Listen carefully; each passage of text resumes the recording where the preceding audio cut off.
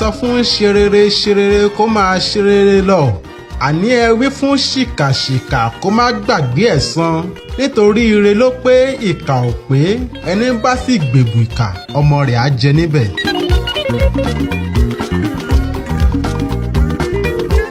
ọ̀tá fàsókè tó yídó borí bọ́ba yóò rí ọ tọ̀run wò ọ́ pérégedé kò sì sí àrà tí ìfún lè máa fi inú ọmọ adìẹ dá tí àwòdì òkè kò mọ̀. ẹ káàbọ̀. iná rè bọ́ba tó fọ́ lárẹ́ra èmi ẹrù pẹ̀ lásán. ẹ bá mi bí àní ẹ bá mi béèrè lọ́wọ́ ẹ bá mi béèrè lọ́wọ́ ológìnní pé kí ló pa lẹ́ran tó sáré wálé wípé kí wọ́n bá òun kágbọ̀n bóyá lóko. ọlọ́run.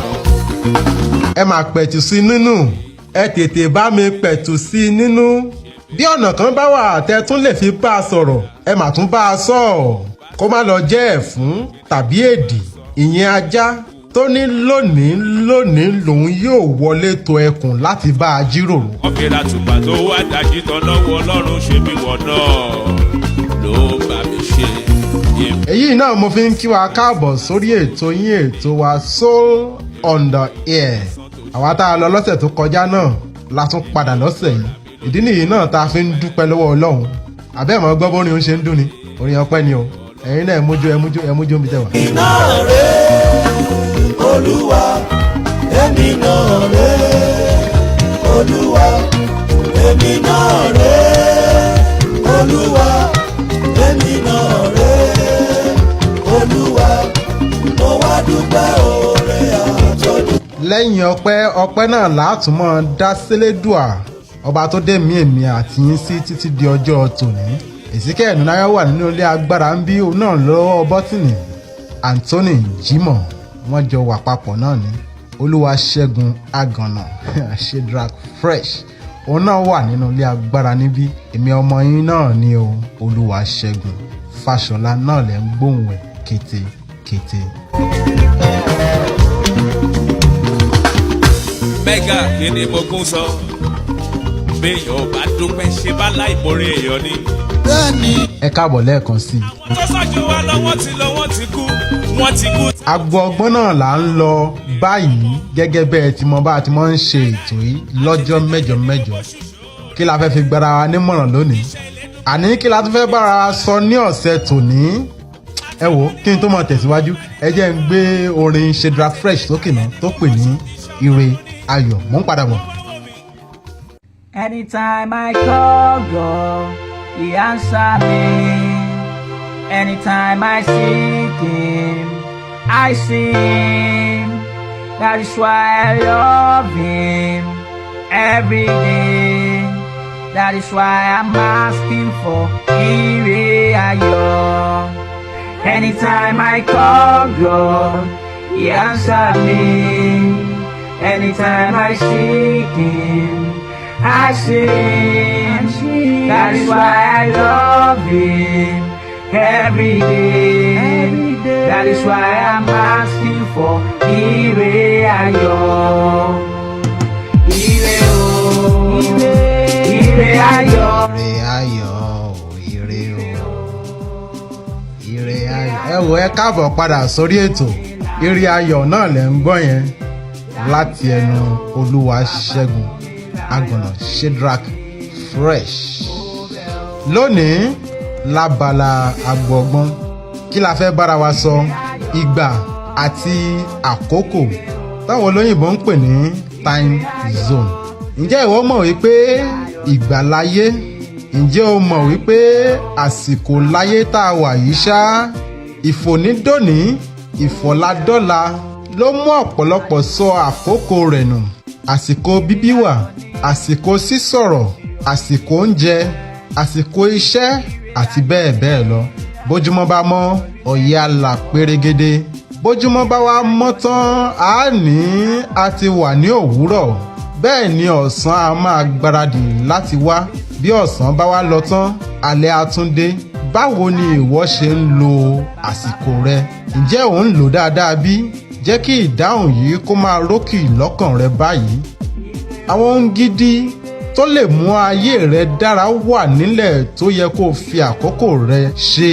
Dípò èyí, àwọn ohun tí kò wúlò ni ò ń ṣe. Gbogbo wa náà la sì mọ̀ wípé ọwọ́ tó bá dilẹ̀ ni èṣù máa ń yálò. Wo ọ̀rẹ́ mi tó ń gbọ́ mi báyìí, ó dára kí o lo àsìkò rẹ dáradára, kó o lò fún ohun tó ṣe pàtàkì tó lè mú ìgbésí ayé tiẹ̀ gan dáa, tí wàá fi wúlò fún ara ẹ, tí wàá wúlò fún òbí tó bí ọ, tí wàá wúlò fún àwọn ọmọ rẹ, tí wàá wúlò fún aya rẹ, tí wàá wúlò fún orílẹ̀-èdè tí o wà, ní pàtàkì jùlọ tí wàá wúlò fún Ọlọ́run tó ṣẹ̀dá rẹ. Ìgbà àti àsìkò. Àwọn àgbà ní asúré tètè lórúkọ tá a pè ọjọ́, òbìrí òbìrí lórúkọ tá a pè gbà. Kò sẹ́ni tí àsìkò ń dúró dè.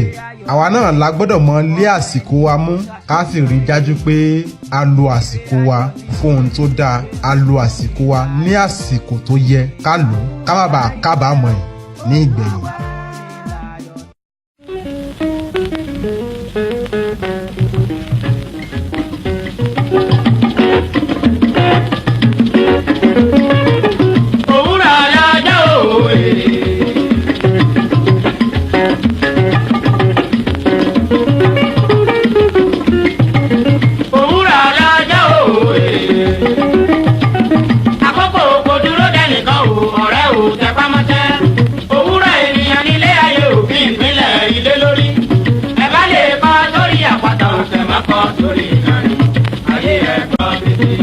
Mo lérò pa ti rí kan dìmú tàbí méjì nínú ọ̀rọ̀ tá a ti sọ ní abala agbọ́gbọ́n, ìyẹn tí a pè ní ìgbà àti àkókò. Eléyìí náà la máa fi lọ sínú ìtàn tá a máa ń kà sétí ìgbọ́ wa lọ́sọ̀ọ̀sẹ̀. Ìtàn tí a pè àkọlé ẹ̀ ní ìfẹ́ ilé ìwé abúlé, the village school love. Ṣùgbọ́n ká tó máa tẹ̀síwájú, ẹ jẹ́ a sáré dé abala ìpolówó ọjà wa náà ká mọ̀ wọ́n ọjà tá ń tà wá fún yín. Ó ń bọ̀. ìdẹ́kun rẹ̀mí ọ̀wọ́ ní dẹ́rọ̀ lágbèjì.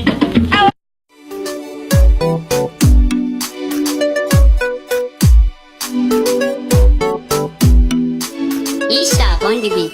Take your music to the next level. E-Sharp gives you the best tune suitable for your lyrics. You can get the best from us with an affordable price. For your beat and music production, you can contact us on 0022447855. Once again, 0022447855. E-Sharp from the Beat Palace.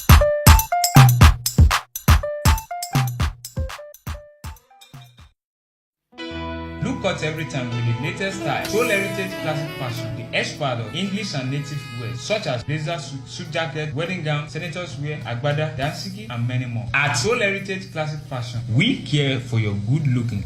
Soul Heritage Classic Fashion. Dress well. Address well.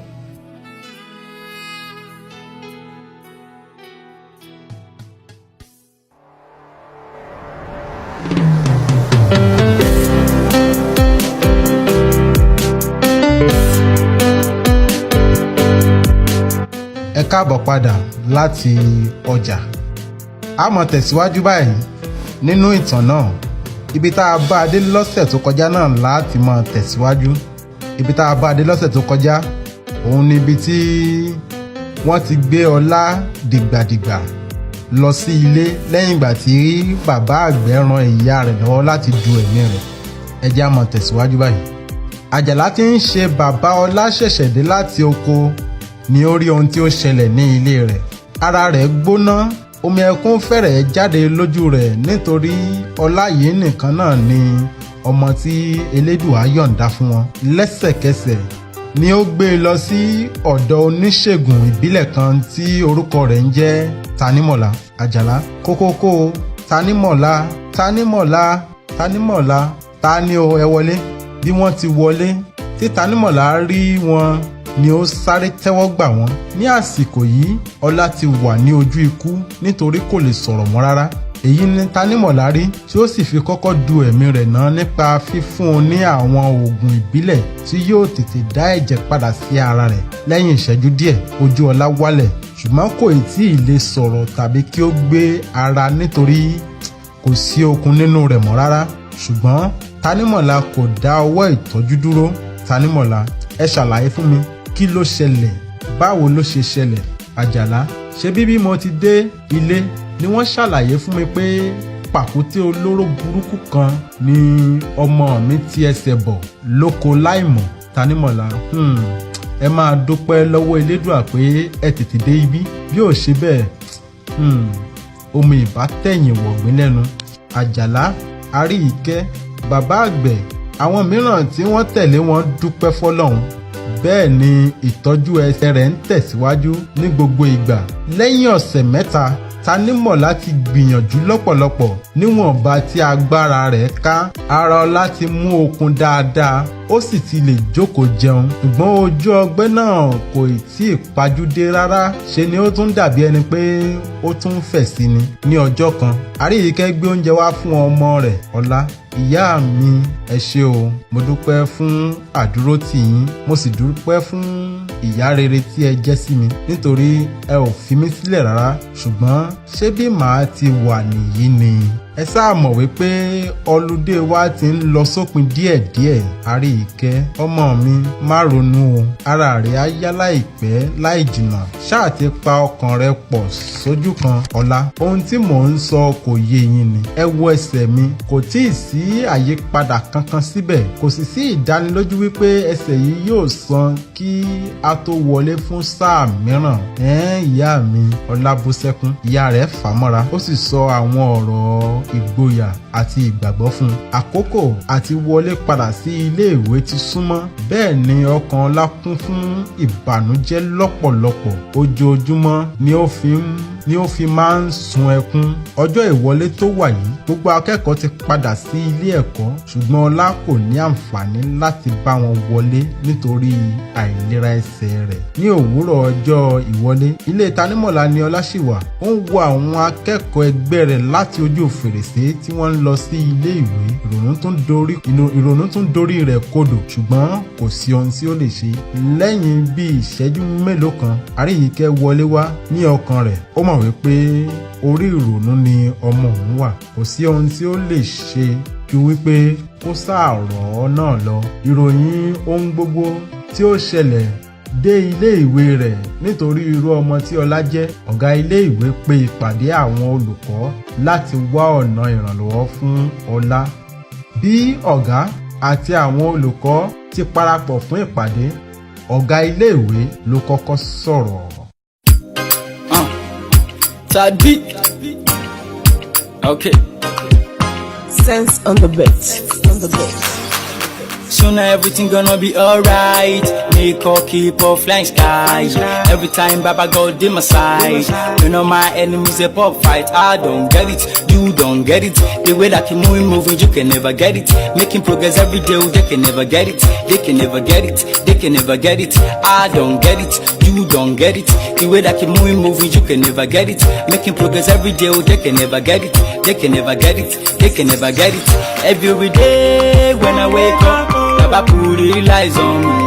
Enemies keep on trying. Ibi náà láàrí mọ lórí ìtàn ìfẹ́ ilé ìwé abúlé àti pé ibi náà láàtún rí mọ lórí ètò fún tòní.